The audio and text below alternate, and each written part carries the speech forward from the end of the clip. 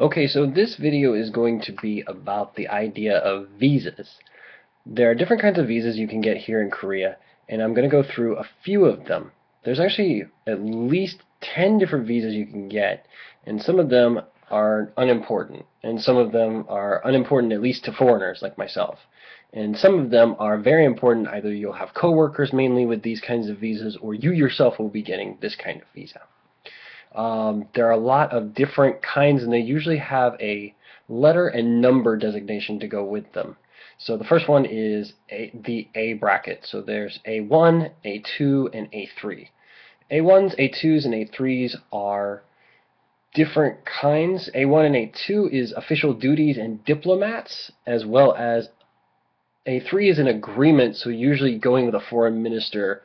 So a minister from America coming here for a short term will have certain people working with him. They will need either A1, A2, or A3 visas.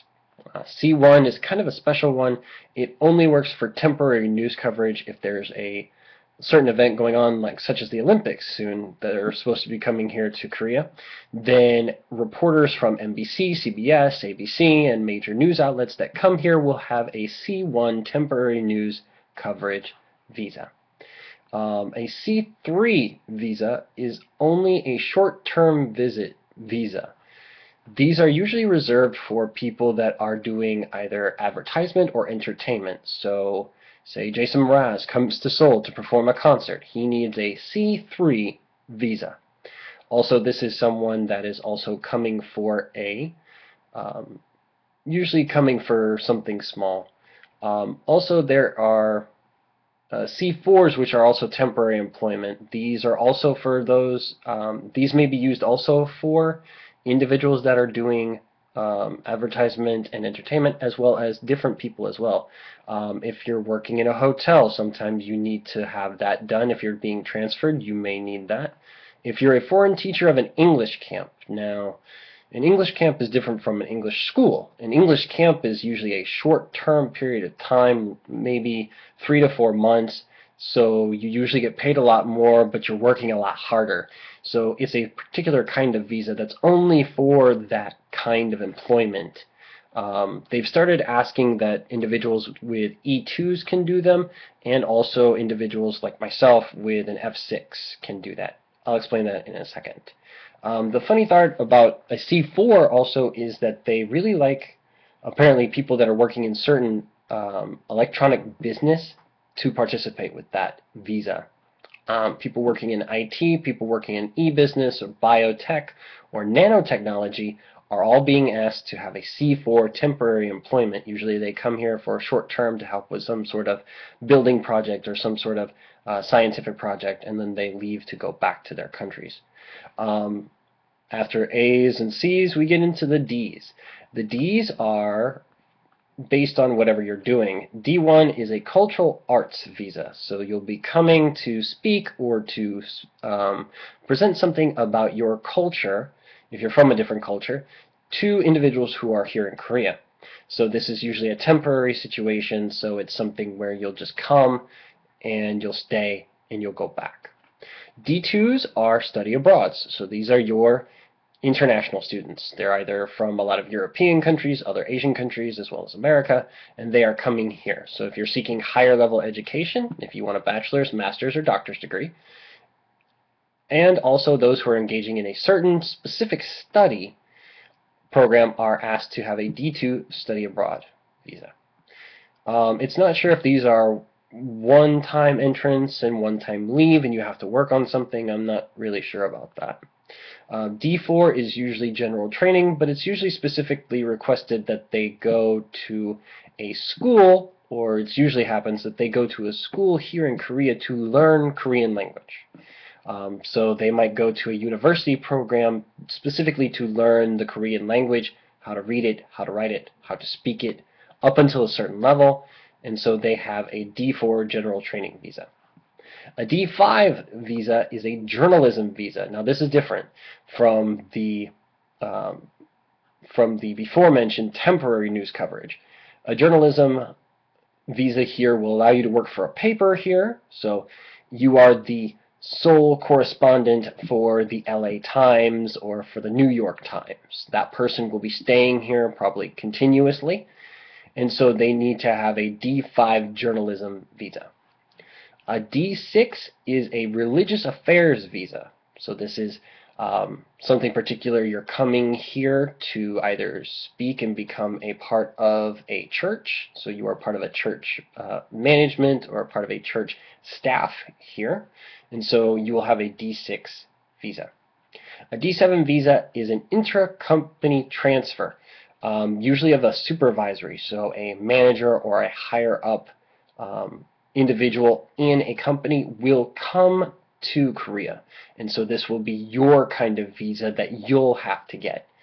The reason I'm listing these but not listing the documents needed is because the documents do change based on different immigration laws, immigration rules that change from year to year sometimes based on the positions and the needs accordingly. So I could tell you the documents, but at the same time it might change tomorrow, it might change next month, it might change 48 hours from now. I don't really know. Sometimes even I'm caught off guard about the changes in the documents. D8 is about corporate investment. So if you own a company and you're coming here to invest in a different company and you want to have business with them, you'll come under a D8.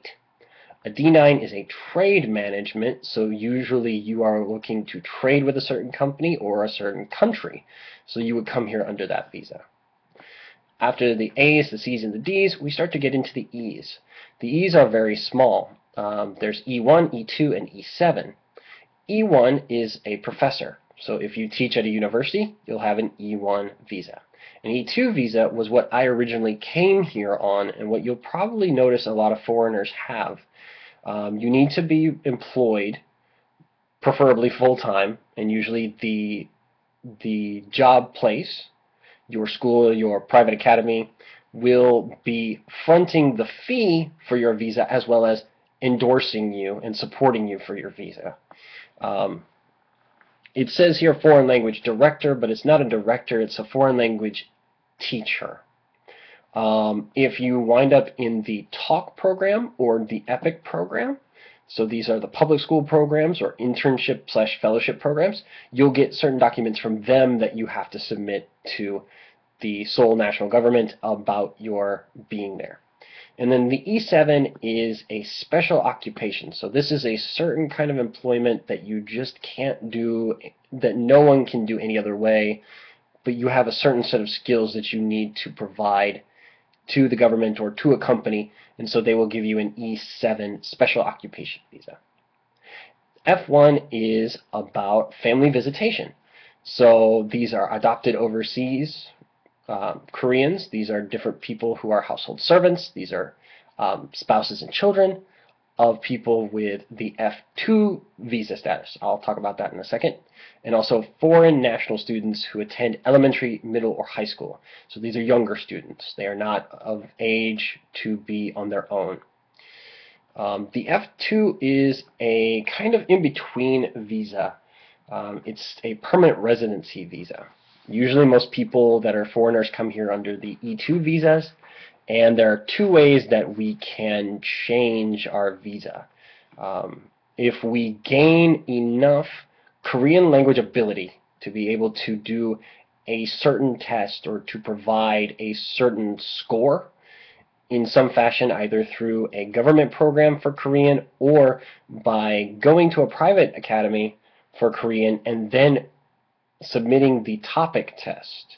Now, you might have heard of TOEIC, which is the English version, but TOPIK is the proficiency in Korean test. If you score up to a certain level, then through a small rubric about your age, how much money you have, and these things, you get a certain point value. If you clear, last time I checked, it's 80 points. If you clear 80 points, which if you can do okay in Korean language and pass that and pass the TOPIK test, you actually do get quite a lot of leeway in your point system. You will get an F2, which is a permanent residency status. So you're not a citizen. You won't gain a Korean ID or a Korean passport, but you are a foreign national who has the ability to be by yourself. You are not dependent on a spouse or any other sort of income or place to vouch for you. You are by yourself. Then there's F3. These are usually dependents of your family. So you have a relation to someone and you are coming over here. So you may be a cousin, you may be a family member that needs to be taken care of, and your parents or someone is here in Korea, but you are a part of an American system, you are an American citizen, you can get an F3. And then there's F4. F4 is also known as a gyopo. So gyopos are Korean Americans or individuals who had Korean citizenship but gave it up to become American citizens or foreign citizens. Also, if you are a Korean American but you have parents or grandparents who had Korean nationality, they were Korean citizens, then you can also get the F for Korean residence abroad visa. The F6 visa is what I have. The F6 is marriage immigration. That sounds really bad, but basically what it means is that I and other people like me, male or female, chose to be married to a Korean national citizen. So my wife is a Korean citizen. She is not an American citizen. She is not a citizen of another country. She is a Korean citizen. And so by doing that, we live here. So we are vouched for by our spouse.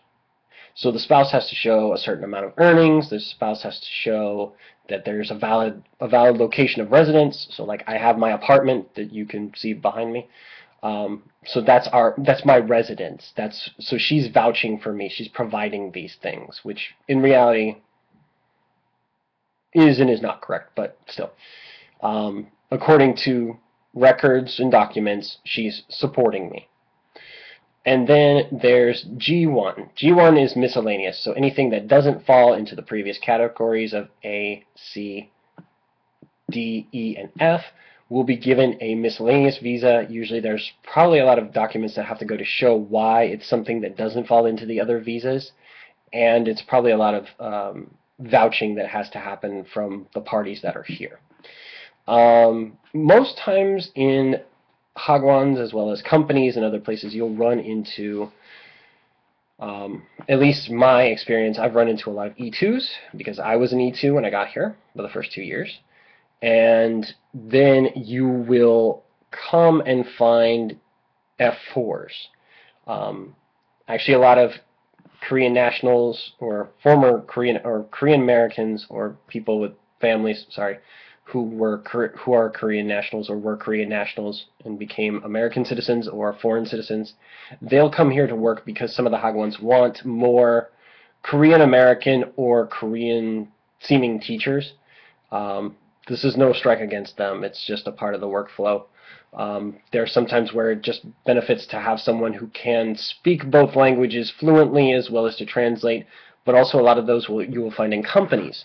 You'll find more people in companies that want to translate and they need translators, and so someone to kind of middle management or someone to translate and help foreign clients or foreign parts of the company here in Korea. They'll come under an F4. You won't find as many F6s like me.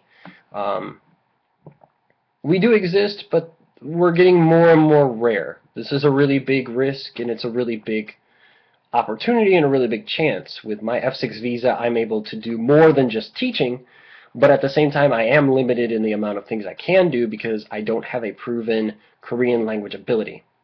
If I do prove my Korean language ability, I can actually upgrade to an F2. At the same time, I also have the availability through 2 years of marriage, I can take the citizenship test. As of the current moment, as far as I know, there's only maybe 2 or 3 chances that each person gets to do the citizenship test. If you fail those 2 to 3 times, you cannot retake it again. And so all you can really get at that point is an F2, a permanent residency status.